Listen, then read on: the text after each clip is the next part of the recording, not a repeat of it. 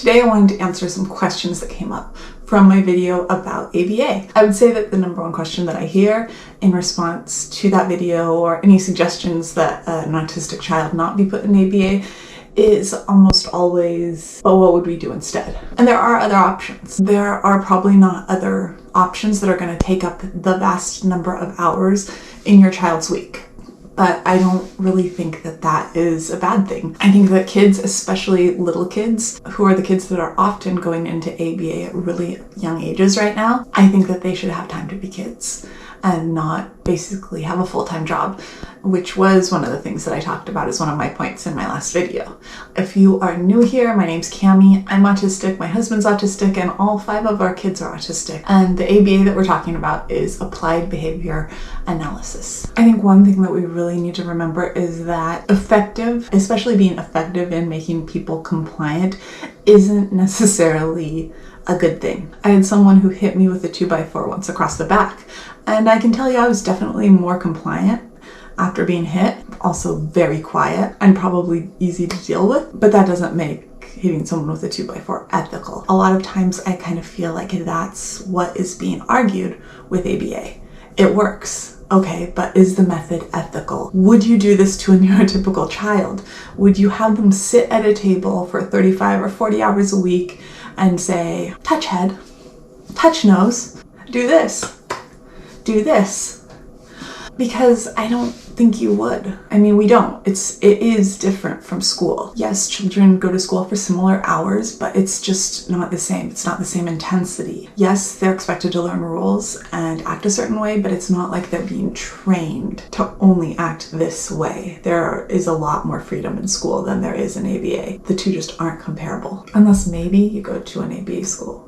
Again, I do not recommend. Now, the number one thing that I would suggest in place of ABA is occupational therapy. Find an occupational therapist who does not use ABA methods. Honestly, at this point, I straight up ask people how they feel about ABA, and then I reassure them that they can really tell me. And in my experience, that can be really surprising because a lot of people that you wouldn't know aren't actually fans of ABA in different fields, but they usually won't tell you their opinion unless you actually ask. And I mean, occasionally I've had people say that they love ABA, but more people that I've talked to that I thought were for ABA actually aren't. They just don't say anything because usually a lot of times therapists won't push against the other choices that parents have made. And so you probably don't know what they actually think about it until you have asked them.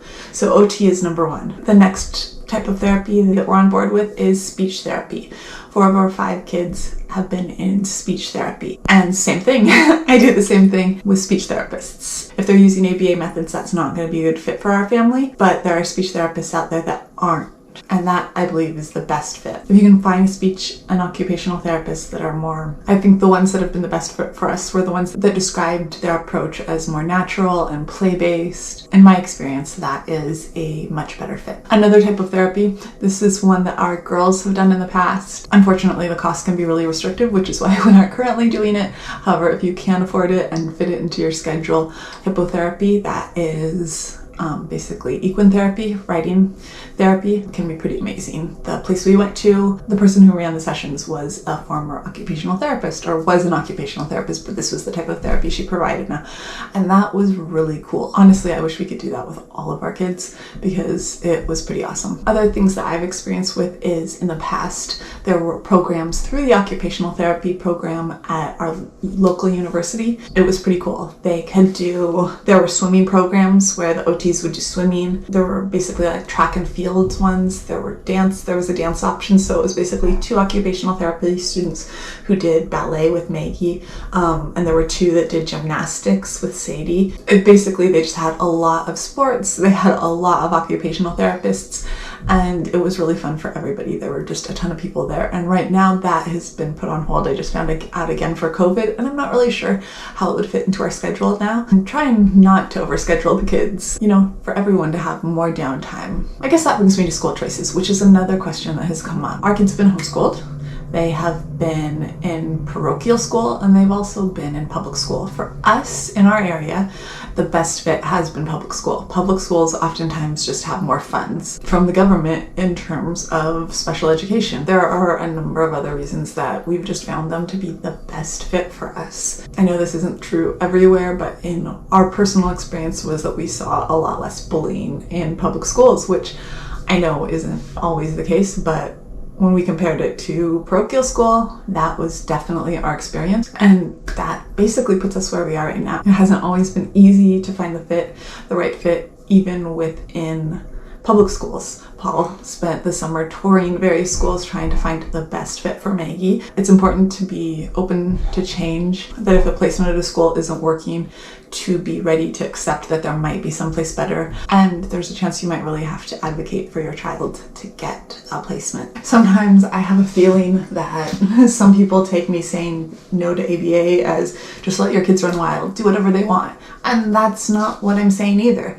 You still need to parent them. I'm just saying that behavioralism isn't the way that I believe is best to parent anyone. I mean, I don't really necessarily think it's even the best way to train a dog, much less a child, in how to interact with the world. But I believe there are ways to impose limits and teach manners and how to live in society as a person who's autistic or who has ADHD without breaking the person's spirit, without making them feel like they have to mask and pretend that they're neurotypical. You are both the best advocate and the best teacher that your child has. You are the one who can make their life either easier or harder. For us, over the years, we've realized that making our house extremely sensory friendly, which is a constant evolution, is one of the best things that we can do for our kids, especially since the girls are such sensory seekers. For us, that means a constant rotation of swings and things that they can safely climb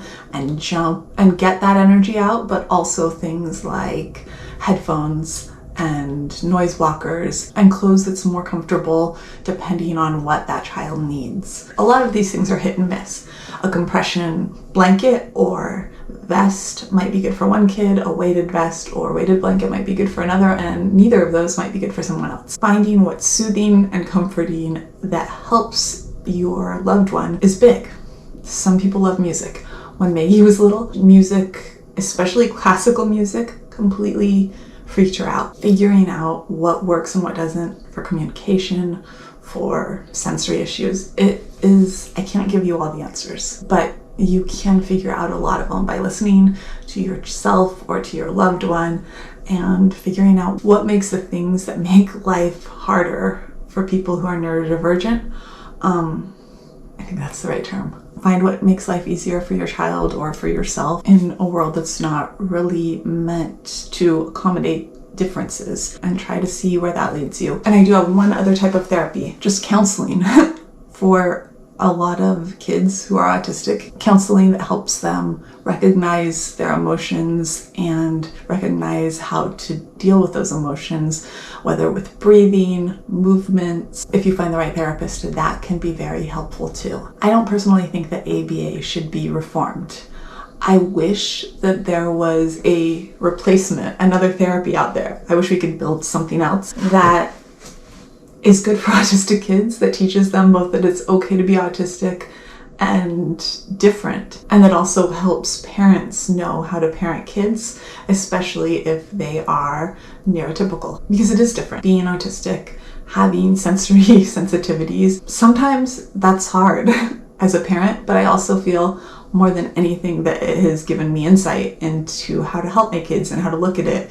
And I can think, wow, I remember this blue blanket from when I was like 4 years old, and the sound made me want to crawl out of my skin when anyone touched it. Sometimes for me, sounds and touch kind of overlap. When I hear certain sounds, it feels like bad sounds. There's certain bad sounds. So I think of that, and I think of how that felt. I knew it didn't bother anyone else, but it hurt me. And I try to think of that, to think of how my kids feel about whatever it is, because we have some kids that are sensory seekers with one things, avoiding with other things. All of our kids really are just a combo, and there's differences, and what one person loves might drive someone else up the wall.